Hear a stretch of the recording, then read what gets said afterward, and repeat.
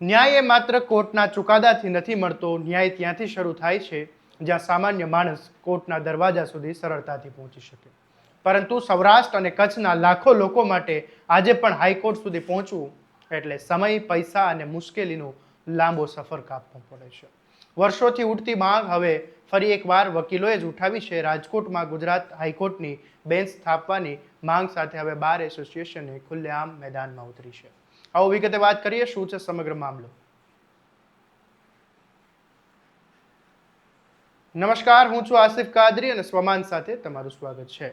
અમરેલી જિલ્લાના Lilia bar association આજે કોર્ટની કાર્યવાહીથી અગળા રહીને રાજકોટમાં ગુજરાત હાઈકોર્ટની સૌરાષ્ટ્ર કચ્છ બેન્ચ સ્થાપવાની માંગ સાથે આવેદનપત્ર પાઠવ્યું. આવેદનપત્ર લીલિયાના મામલતદાર તેમજ લીલિયા કોર્ટના ન્યાયાધીશને આપવામાં આવ્યું હતું, જેથી રાજ્ય સરકાર સુધી આ માંગ પહોંચાડી શકાય. વકીલ મંડળનું કહેવું છે કે ગુજરાત હાઈકોર્ટમાં આવતા લગભગ 40% જેટલા કેસો સૌરાષ્ટ્ર અને કચ્છ વિસ્તારમાંથી આવે છે. છતાં આજે પણ દરેક કેસ માટે પક્ષકારો, વકીલો અને અરજદારોએ અમદાવાદ સુધી જવું પડે છે. એક તારીખ માટે આખો દિવસ ખર્ચાઈ જાય છે, હજારો રૂપિયાનો ખર્ચ થાય છે અને સામાન્ય માણસ માટે ન્યાય મેળવવો વધુ મોંઘો અને મુશ્કેલ બને છે. રાજકોટ સૌરાષ્ટ્ર અને કચ્છનું એપી સેન્ટર છે. અહીં હાઈકોર્ટની બેન્ચ શરૂ કરવામાં આવે તો માત્ર વકીલો જ નહીં પરંતુ સમગ્ર વિસ્તારમાં રહેતા આશરે 2 કરોડ લોકોને ઝડપી અને સરળ ન્યાયનો રસ્તો મળી શકે.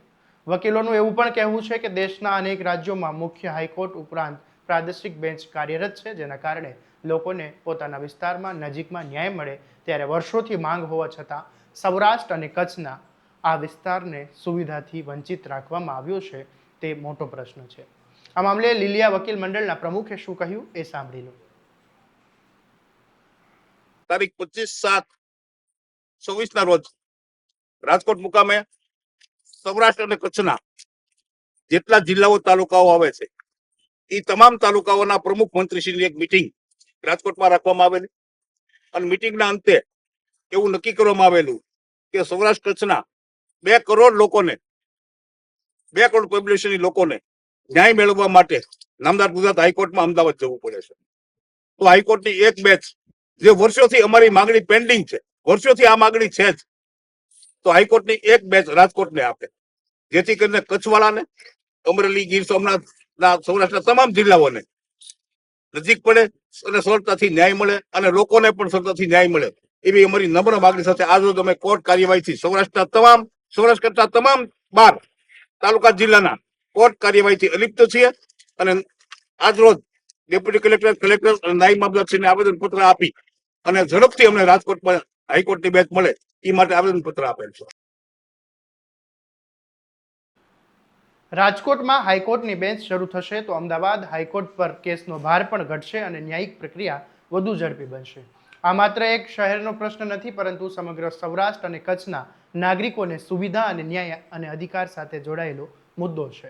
રાજકોટ હાઈકોર્ટ બેન્ચની માંગ કોઈ નવી નથી. વર્ષોથી વકીલ મંડળો, સામાજિક સંસ્થાઓ અને વિવિધ સંગઠનો આ મુદ્દે સરકાર સમક્ષ રજૂઆત કરતા આવ્યા છે અને હવે ફરી એકવાર આ મામલાને વધુ મજબૂતથી ઉઠાવવામાં આવ્યું છે. હવે જોવાનું એ રહેશે કે વર્ષોથી ફાઇલમાં દબાયેલી આ માંગને સરકાર સાંભળે છે કે નહીં, કારણ કે વાત માત્ર એક બેન્ચની નથી, વાત લાખો લોકોને ઝડપી અને સરળ ન્યાય મળે તેની છે. નજીક અને ન્યાય લોકો સુધી નજીક લાવવાની વાત છે. ત્યારે આ મામલે તમારું શું કહેવું છે અમને કોમેન્ટમાં જરૂરથી જણાવજો અને આવા જ દરેક અપડેટ માટે તમારા સ્વમાનને લાઇક, શેર અને સબસ્ક્રાઇબ કરવાનું ભૂલતા નહીં. નમસ્કાર.